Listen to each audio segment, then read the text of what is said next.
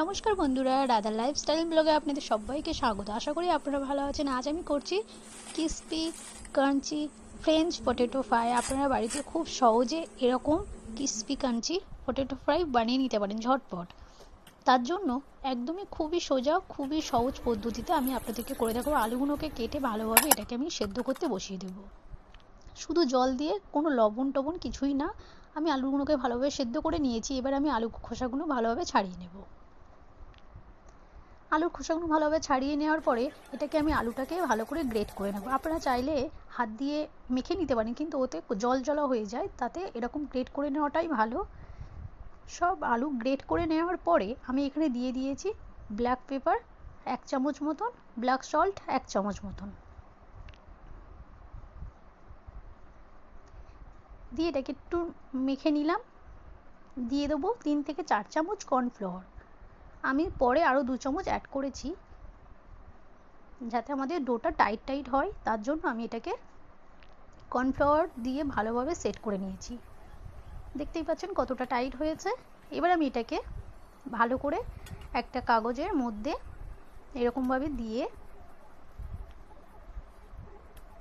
অল্প করে ডোটা দিলাম, দিয়ে কাগজটাকে দুভাঁজ করে নিলাম, দিয়ে এটাকে আমি আলতোভাবে বেলে নেব।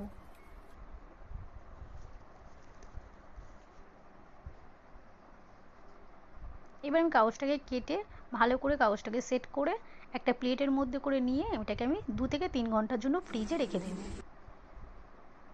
ফ্রিজে রাখলে আপনাদের এটাকে ক্রাঞ্চি এবং ক্রিস্পি হবে। তার জন্য আমি এটা ফ্রিজে 2 থেকে 3 ঘন্টা যতটা পারবেন সময় দিয়ে এটাকে রাখার চেষ্টা করবেন।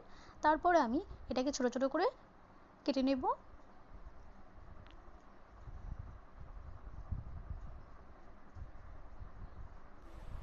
এদিকে আমি তেল বসিয়ে দিয়েছি, অনেকক্ষণ গরম হয়ে গেছে দেখতেই পাচ্ছেন। এবার আমি আস্তে আস্তে করে এগুলোকে ছেড়ে দেব।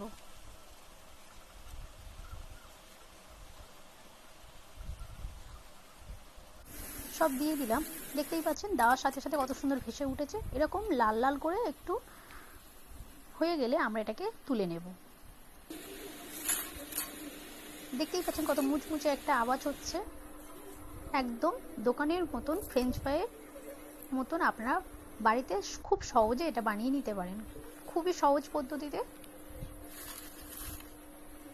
অবশ্যই আমার এই রেসিপি যদি আপনাদের ভালো লেগে থাকে অবশ্যই আমার চ্যানেলটিকে সাবস্ক্রাইব করবেন, পাশে থাকা বেল আইকনটি অন করে দেবেন। এতে কী হবে, আমার চ্যানেলে নতুন কোনো ভিডিও আসলে আপনাদের কাছে নোটিফিকেশন চলে যাবে। ভালো লাগলে অবশ্যই লাইক কমেন্ট শেয়ার করতে একদমই ভুলবেন না। কেমন হলো অবশ্যই কমেন্ট করে জানাবেন। এর সাথে মিওনিস এবং সস দিয়ে পরিবেশন করুন। খুবই খুবই সুন্দর, খুবই খেতে